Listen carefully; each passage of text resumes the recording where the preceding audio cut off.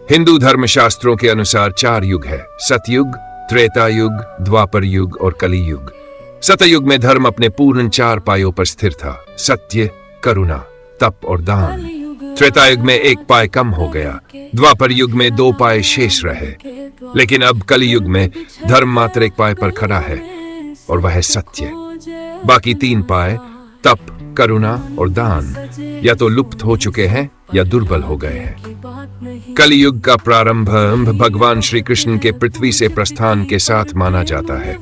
जैसे ही श्री कृष्ण ने अपने लौकिक शरीर को त्यागा, उसी क्षण कलियुग का प्रवेश हुआ। ये युग लगभग 22,000 वर्षों से चल रहा है और इसकी कुल अवधि 4,000 वर्ष मानी जाती है।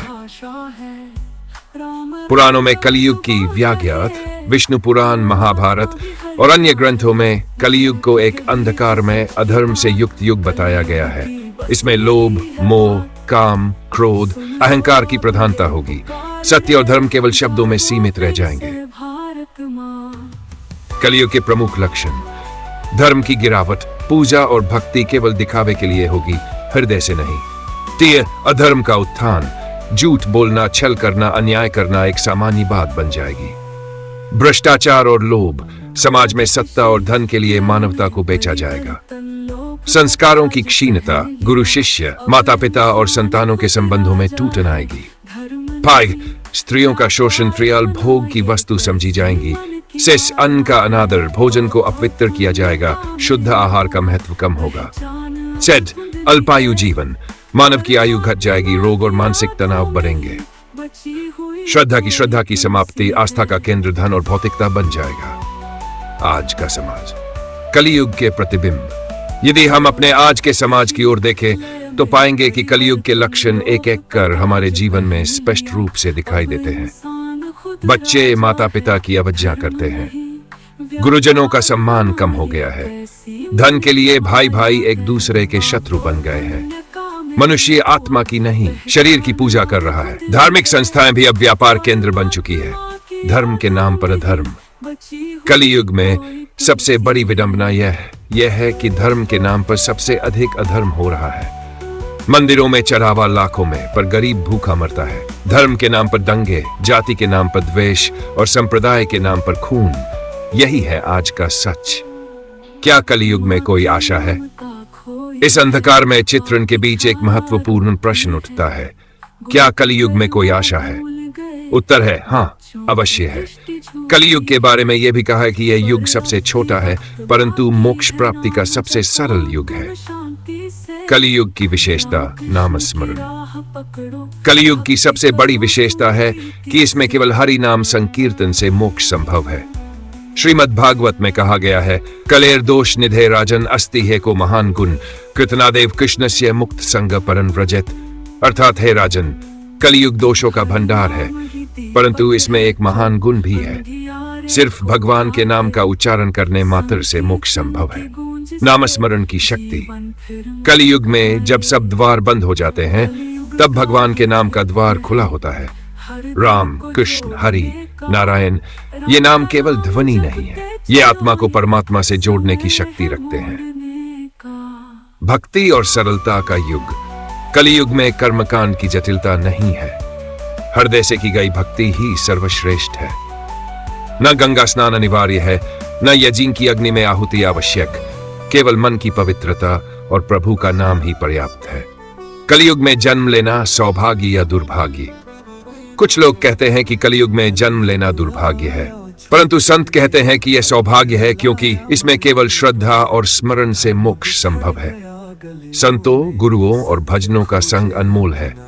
भगवान स्वयं इस युग में अधिक सरलता से सुलभ होते हैं। संतों की वाणी में कलियुग। संत कबीर कहते हैं: कलियुग केवल नाम आधारा, सुमिर सुमिर नर उतरहि पारा। अर्थात कलियुग में केवल नाम ही आधार है। जो नाम का स्मरण करता है वही भवसागर पार करता है। हमारा कर्तव्य कलियुग में धर्म की रक्षा। अब प्रश्न ये उठता है कि हम इस युग में क्या कर सकते हैं? उत्तर स्पष्ट है: अपने अंदर सत्य, करुणा और भक्ति का दीपक जलाएं। अपने बच्चों को संस्कृति और संस्कार दें। झूठ और अन्याय से स्वयं भी बचें और दूसरों को भी रोकें। धर्म को व्यापार न बनाकर सेवा का माध्यम बनाएं। सच्चे संतों की शरण में जाए, नकलियों से दूर रहें, सुबह शाम कुछ पल प्रभु का स्मरण करें। प्रिय श्रोताओं, कलयुग चाहे जितना भी अंधकार में हो, अगर एक भी दीपक जलता है तो अंधकार का विनाश संभव है। हम यदि अपने भीतर ईश्वर का नाम बसाएं तो न केवल अपने जीवन को धन्य कर सकते हैं, बल्कि इस युग में भी स्वर्ग तुल्य आनंद प्राप्त कर सकते हैं। कलयुग हमें यह अवसर देता है कि हम भटकाव के मार्ग पर चलकर भी लौट सके। यह अवसर देता है पश्चाताप का, सुधार का और भक्ति का। तो आइए हम सब मिलकर इस कलयुग को केवल दोषों से न देखें, बल्कि इसे ईश्वर से जुड़ने का एक विशेष युग माने। जय श्री राम, जय श्री कृष्ण, हरि ओम। हरि नाम ही आशा है, कलयुग की बस भाषा है। राम राम जब जुबान कहे तो आत्मा भी हर्षा है। झूठ के बीच सच की बात, कलयुग की बस यही है बात। सुन लो अब ये पुकार रे, जागो फिर से भारत माँ।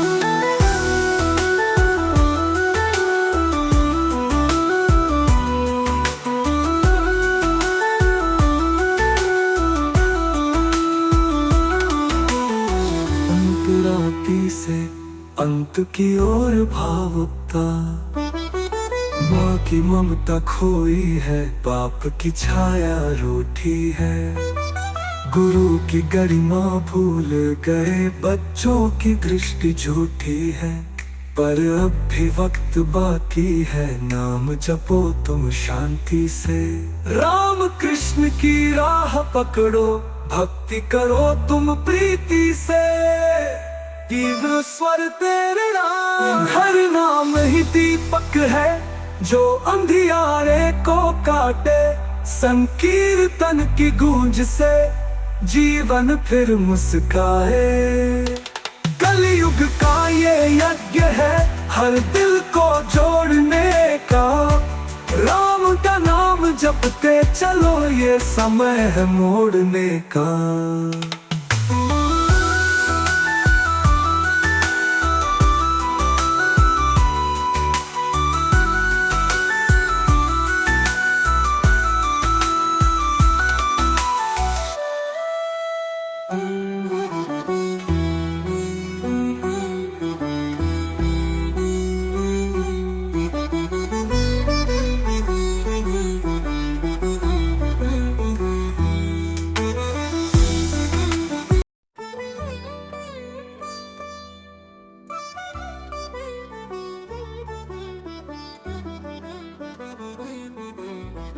कलयुग आया छुप करके, अंधेरा लाया मन के द्वार।